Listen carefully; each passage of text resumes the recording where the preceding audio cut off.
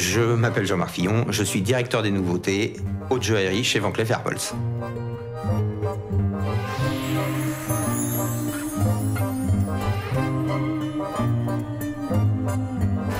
Je supervise toutes les pièces de haute joaillerie, c'est-à-dire principalement esthétiquement et techniquement en collaboration avec le dessin et le directeur artistique. Mon parcours, c'est 5 ans à l'école Boulle, j'ai fait plusieurs années aux arts décoratifs et à la suite de ça, je suis rentré un petit peu par hasard dans le domaine de la joaillerie. Le dessin est une phase très importante puisque c'est de là que la direction artistique décide des collections. Donc les dessins, c'est un choix très important.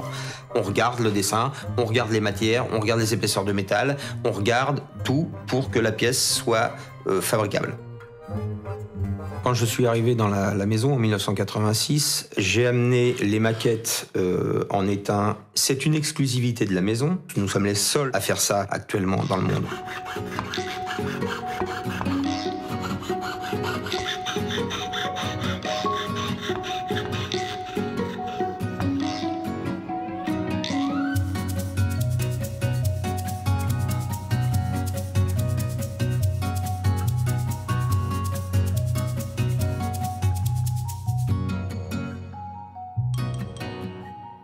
À l'époque, tout était en cire, donc très fragile. Au fil du temps, on s'est aperçu à l'atelier que la manipulation des maquettes était un peu catastrophique et qu'elle finissait vraiment dans une mauvaise posture. Donc j'ai mis au point peu à peu le fait de faire des maquettes entièrement en métal pour des histoires de solidité et des maquettes non pas où les pierres étaient peintes à la gouache avec des petits ronds blancs pour simuler les diamants, mais avec des strass. Et donc on a peu à peu amené en métal et en strass des maquettes qui sont pratiquement ce que va donner le bijou une fois terminé.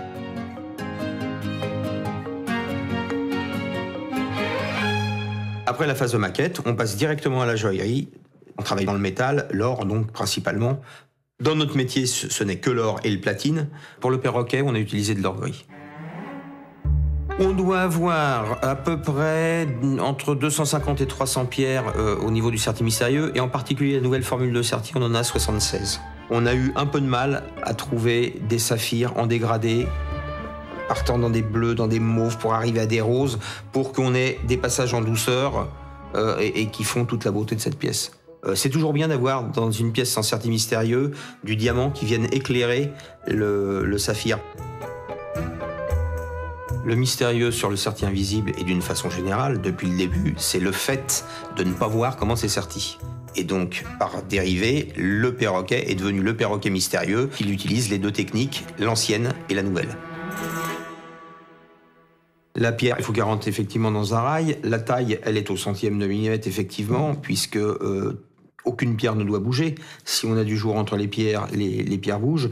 Donc, elle est taillée sur ses 4 côtés, et ces 4 côtés, c'est pas un carré à angle droit.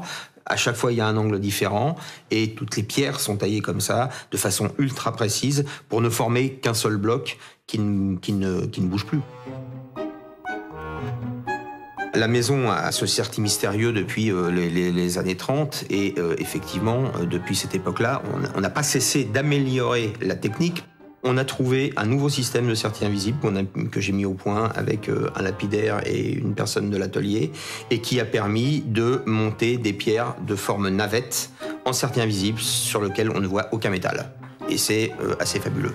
Maintenant, on arrive à quelque chose qui fait presque mécanique, tellement c'est très très bien fait, mais ça reste quelque chose qui est intégralement fait à la main, par la main de l'homme, et c'est ça qui est merveilleux. Le poli intermédiaire est nécessaire dans le sens où les 3/4 du temps, une pièce est faite en plusieurs morceaux et au niveau de la polisseuse, il y aurait des endroits complètement inaccessibles. Donc la pièce, entre guillemets, en pièces détachées est polie élément par élément. On va même plus loin. Chaque trou qui va accueillir un diamant ou une pierre précieuse est enfilé et poli à l'intérieur pour qu'on ait le plus de brillance possible au niveau de l'éclat des pierres. On polit même ce qui ne se voit pas.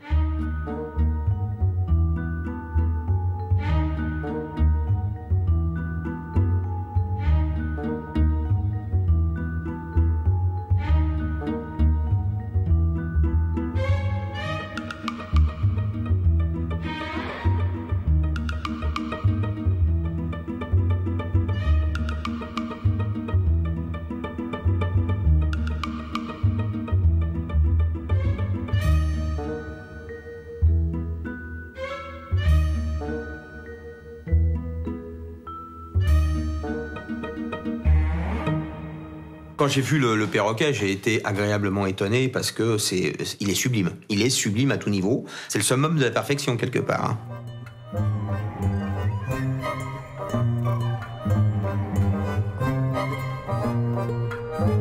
Ça vaut de l'or.